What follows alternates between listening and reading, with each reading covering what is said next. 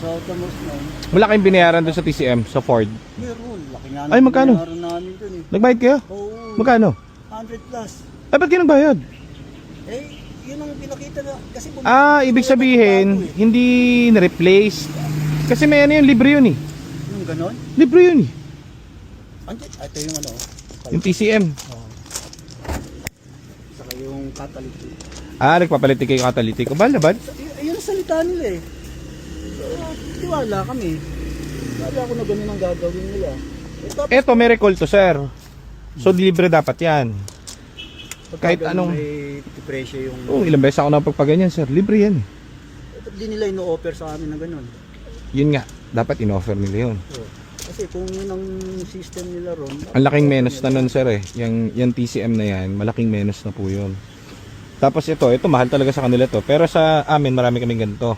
Siguro nasa ano sa amin yan. 9 to 12,000 catalytic converter. Buo. Mas mahal to kaysa rito. Hindi sir, mahal to. Nasa ano to? 60k yata to eh. Ito nagpamahal dyan. Yung TCM. Pero libre yan. Ibig sabihin, pwede ibalik to. Yung ano, kaso pinalitan niya, binayaran niya eh. Ayun nga Irereklamo niya na, di ba recall yan?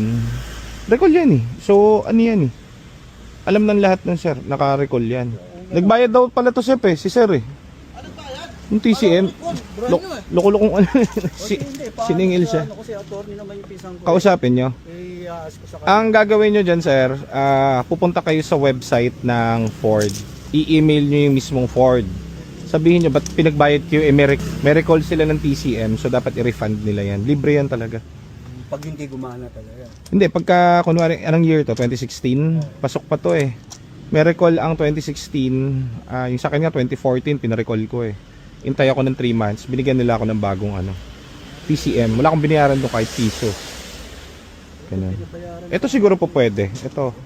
Bago nila kinabit yun, pinag-down muna kami. Down muna kami para... Mahal, 100. Turbo pala to, no? 1.0. Oo, 1.0. Catalytic converter. Palit din sila eh. Pero yung TCM dapat ano niya, i-contest nyo. Sayang, mahal. Sabi ko, pare-recall lang yun sa amin. Sabihin nyo, ba't binayaran nyo? Nabasa nyo dun sa service advisor. Yun ang nag-send sa amin, nag-entertain. So dapat sana in-explain nyo lang. Dapat sinabi nyo yun. Oo. Kasi sila yung nakakaalam eh. Oo.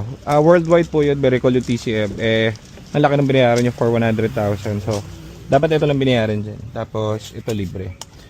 Kung makukuha nyo yun, malaking less. Malaking less. Oo nga, kung ganun ang ginawa nila. Dapat. At least nalaman ko sa isa, salamat ha. Oo, no problem sir. Nakakausap ko yung isa ng abogado para Oo. share yung mga Kahit tawagan nyo yung yung sa office dun, sabihin nyo, nabasa nyo nabasa ko, may recall pala ang TCM, pinagbayad nyo ako ng TCM. Pati yung mga friends ko, pati yung sa groups ng Ford Fiesta, lahat sila nagpa-recall dun. Tapos ako pinagbayad nyo. Nagpa-warranty ako para mga 4 na kotse. Pinalitan yun. Wala akong binayad kahit piso. dahil nga sabi nila, ni-road test nila. Okay na, sabit na ni-road test. So ngayon, doon nga, bigla na lang sinabi na medyo ano pa nila yung dahil hindi kumakadjit pa yung ano, hinigil niya yung takbo. Apa. So, nung Ilang beses kayo nagpunta ron? Marami na. Dapat inayos na nila yung prani. ayun nga, sinabi ko sa nila. Wala, bakit? Ito yung pinagay niyo sa amin diabetes niyo. Dapat pag Bakit panibago na naman iba na naman. Oo. Kaya nga namin pinasok dito para malaman namin kung ano talaga yung problema. Binigay niyo sa amin. So, nagbayad kami.